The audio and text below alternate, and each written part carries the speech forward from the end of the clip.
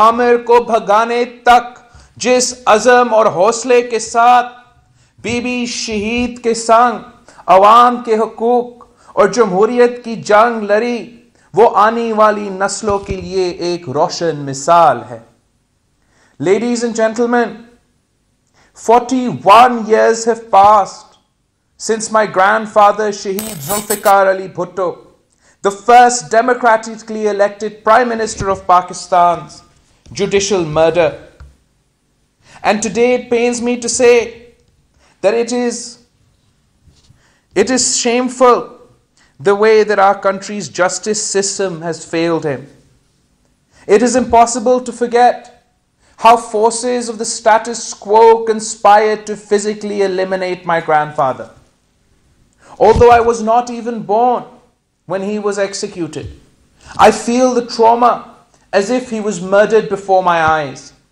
It is not the trauma of an individual or of a family.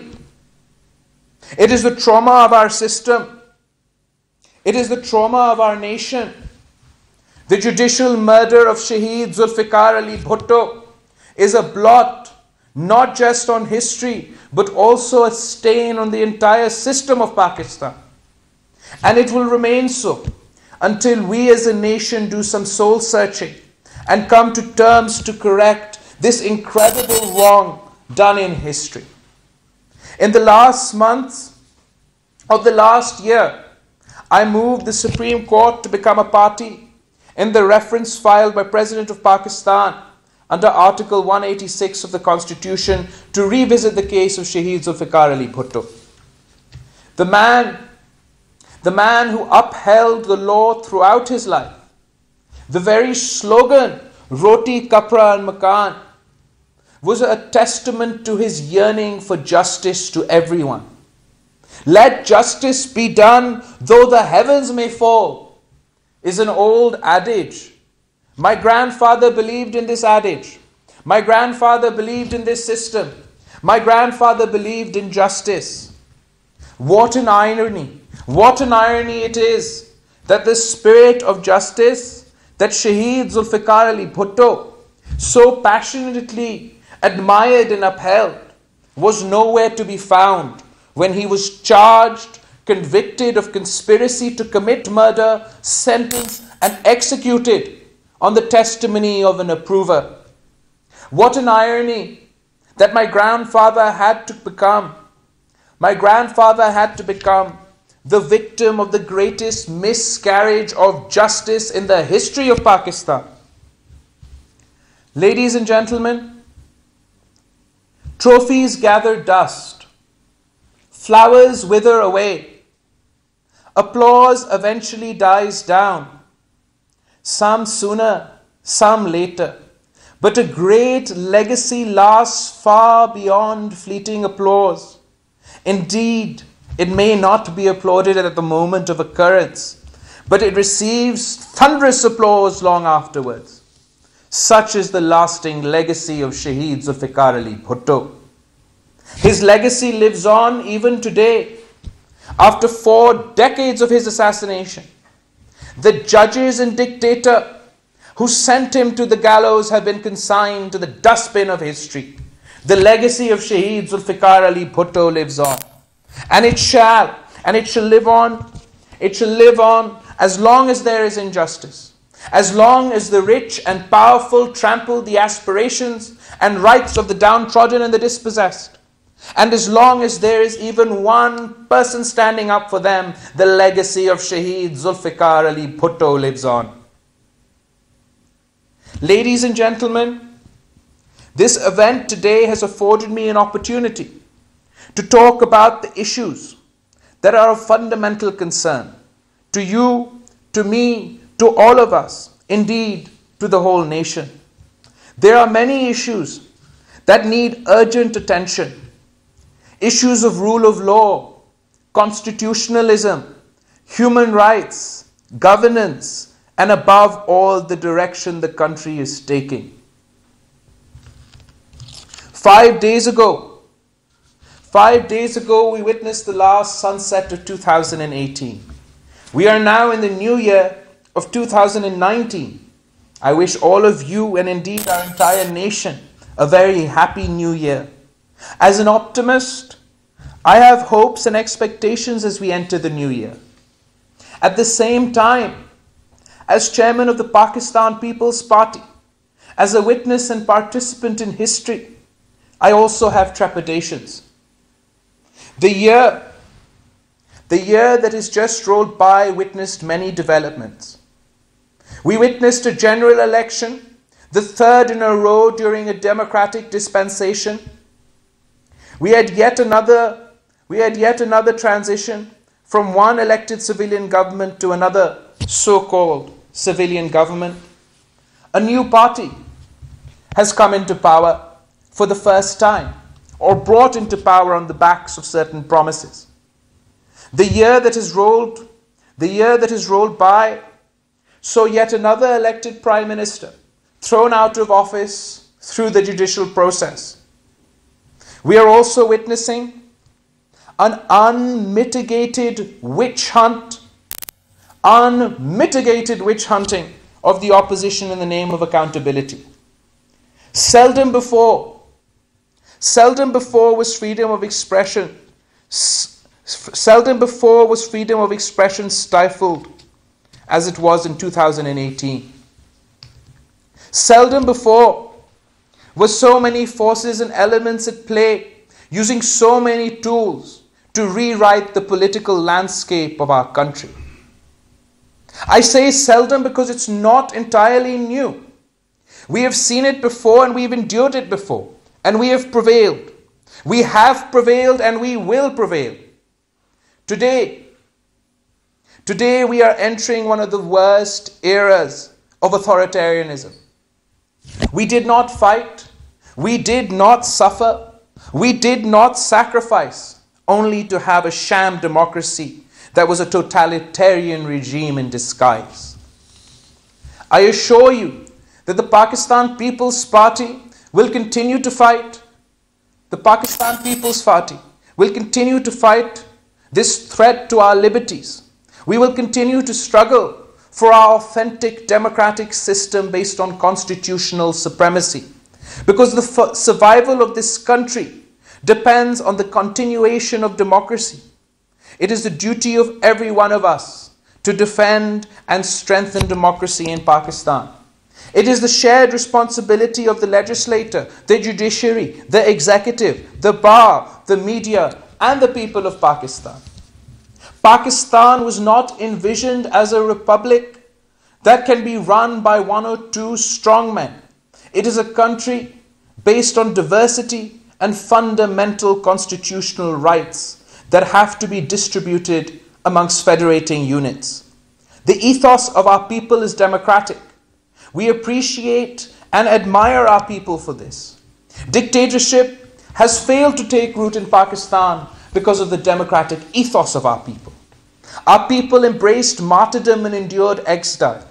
They were lashed and tortured for furthering democratic ideals. The Pakistan People's Party has made matchless sacrifices in the cause of democracy. I am proud of the sacrifices of democratic political workers. I am proud of the sacrifices of the workers of the Pakistan People's Party. They are the true heroes and heroines of our nation. The scars of torture on their bodies are badges of honor. I am proud to lead the Pakistan People's Party. And let me assure you that the Pakistan People's Party will not allow Pakistan to go back to the dark times when our magnificent diversity is suppressed. This nation can only prosper when it includes and acknowledges its people's rights and liberties as central to our fundamental dreams. Jinnah's dreams, Shaheed Zulfikar Ali Bhutto's dreams. Ladies and gentlemen, although the 2018 elections were stolen, we accepted the results for the sake of political and democratic stability. When I say that the mandate of the people was stolen, it is not a hollow political statement. My party set up a committee to examine how the elections were manipulated and the mandate of the people was stolen. The purpose was not to force a change in the July 2018 election results. Its purpose was to identify how electoral processes were corrupted and attacked on polling day, before polling day, and after polling day. We undertook this exercise to alert political workers and parties so as to prevent such stealings in the future. The party's white paper on the elections of 2018 is now almost ready for launch. From the holding of controversial census to obstructing election observers, from manipulating electables to the stifling of the media and of dissent, from delimitations in violation of the law to the denial of a level playing field, from the mysterious deployment of army personnel inside polling stations to the mainstreaming of militant organizations as electoral political parties, from deliberately failing the RTS system to a 2-day delay in announcing the results, and from throwing out our polling agents to 95% of Form 45s not having our signatures. The white paper has left out no aspect of the electoral process. The white paper will help political parties to keep an eye on the manipulators and frustrate such designs in the future. The manipulators should realize that in history nothing remains secret, and they are destined to be exposed. I hope in the fullness of time, those stealing and manipulating power transfers will be held accountable and brought to justice. हम corruption के एहतिसाब की बात करते हैं, मगर आपके vote, आपके जमहूरी हकूक, उस पर कीमत कोई नहीं लगा सकता। करोड़ों के वोट चोरी करने वालों का एहतिसाब कब होगा? Ladies and gentlemen, the new government is now nearly 6 months in tenure. It started off with fits and starts, with jerks and indecisions, with U-turns justified as hallmarks of great leaders. The worst is that the new setup continues to be plagued by indecisions, by lack of direction, and a total absence of resolve. The new year will be the toughest on our economy. We are deeply concerned because we see no capacity in the new team. They are not only incapable, they don't know the way and they are afraid to lead. That is why they still shrug off responsibility and merely blame previous governments. From our economy to anti-corruption, from CPEC to reforms in Fatah and Gilgit-Baltistan, from human rights to the province of South Punjab, they are clueless, and they are indecisive. A serious national issue is corruption and how this is addressed. Unfortunately, corruption has been employed as a tool to rewrite the political landscape. The fight against corruption will not be won as long as some are treated as sacred cows. There must be no sacred cows when it comes to the fight against corruption. It is fallacious to argue that some institutions are less corrupt than others. There is corruption in all sections of our society. There is also institutional corruption. Corruption within institutions legitimized by so-called internal self-regulations and self-accountability. It is wrong to have one set of laws for one section of society and another set of laws for another section of society. It is wrong, deeply wrong, that the wheels of justice stop turning when it comes to the Asghar Khan case. The Pakistan People's Party is deeply concerned about corruption and how it is addressed. We have demanded one uniform anti-corruption law and one anti-corruption mechanism applicable to anyone paid out of the national exchequer.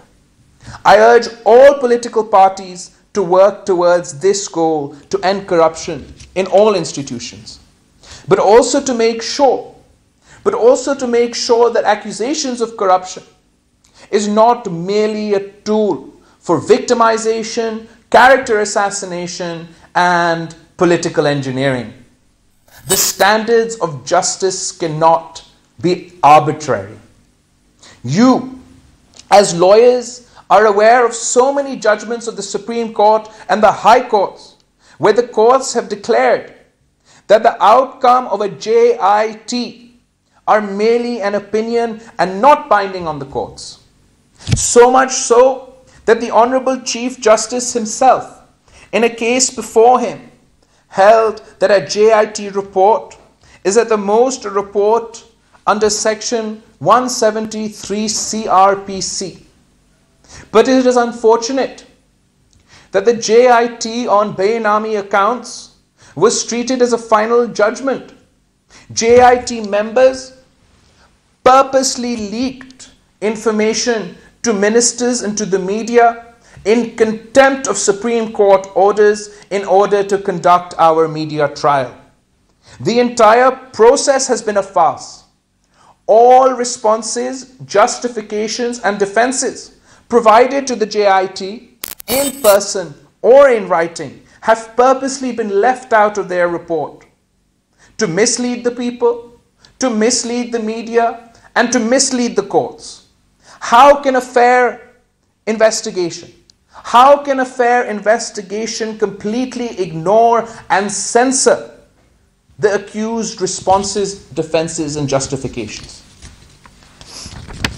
Not only this, but there is a whole host of accusations we were not even told about, let alone given the opportunity to respond to them.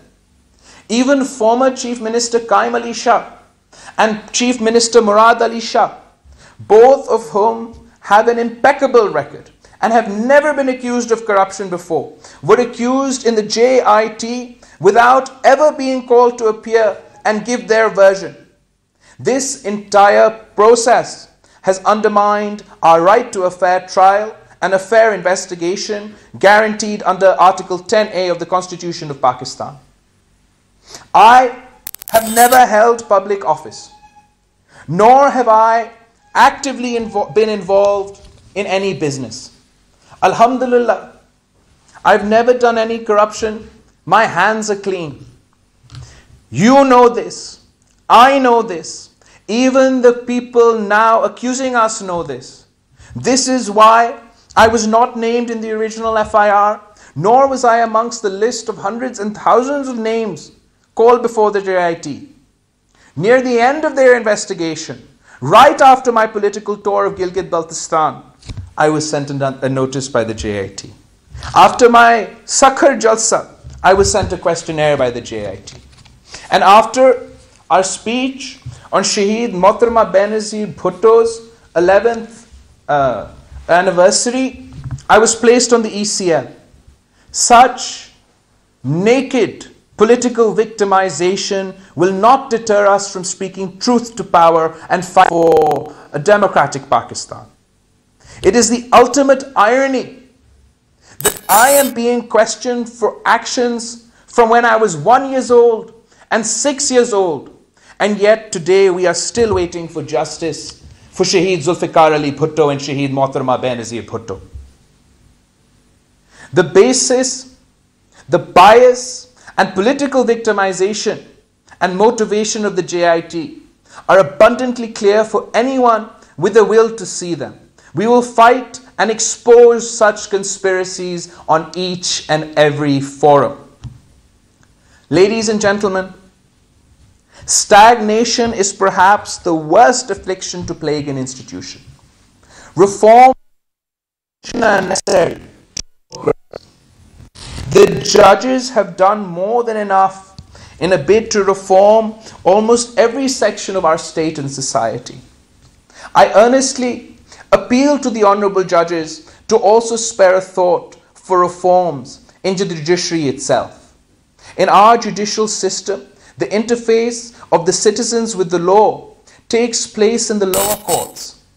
It is the lower courts where the wheels of justice move the slowest, and citizens have to wait decades for justice. The subordinate judiciary needs reform to alleviate the suffering of those oppressed by the law. We need reform so that the law serves the poor, the downtrodden, and the dispossessed. We need reforms to make access to justice less expensive. We need reforms to correct our broken criminal justice system. We need reforms so that convicts are not hanged before their appeals are finally decided. We need reforms to enable women, half our population, to seek justice. We need reforms so that juveniles and mentally challenged people are not sent to the gallows. We need reforms so that not as many as 27 crimes are punishable by the death penalty. We need reforms, ladies and gentlemen, to ensure that there are no more miscarriages of justice. ख़वातीनो हज़रात, मैं आज इस मौके का फ़ायदा उठाते हुए अहले पंजाब और आप वकला की तवज्जो एक अहम मामले की तरफ भी दिलाना चाहता हूं। पाकिस्तान पीपल्स पार्टी ने हमेशा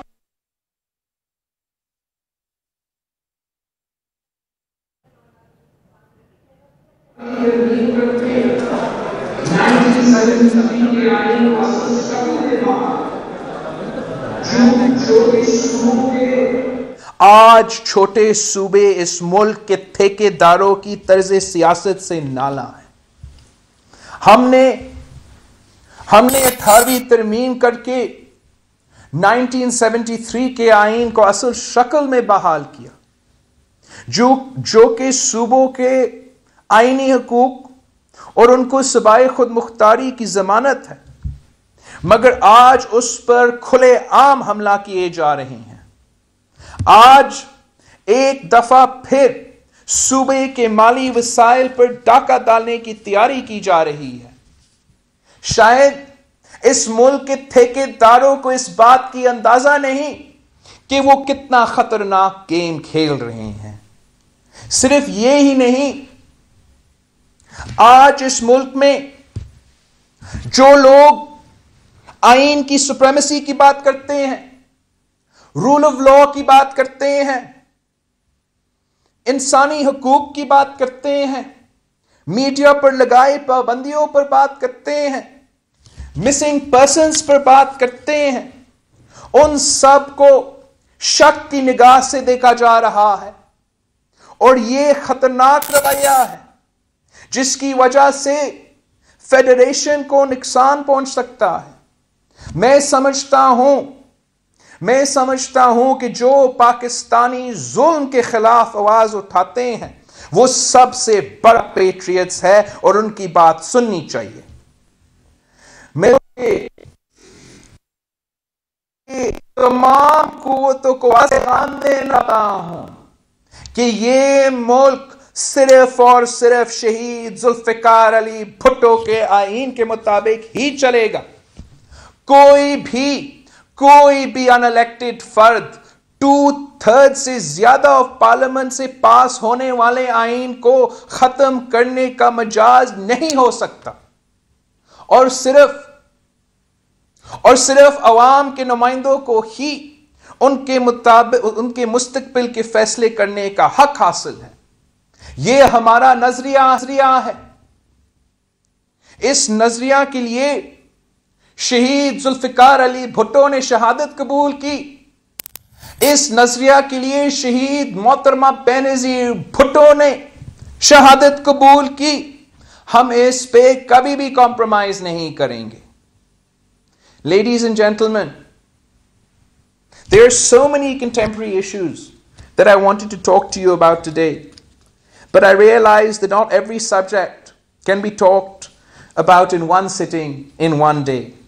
I look forward to continuing this dialogue with the PLF, with members of the legal community, with members of the bar, with members of the media, and with the intelligentsia and people of Pakistan, in honor of Shaheed Zulfikar Ali.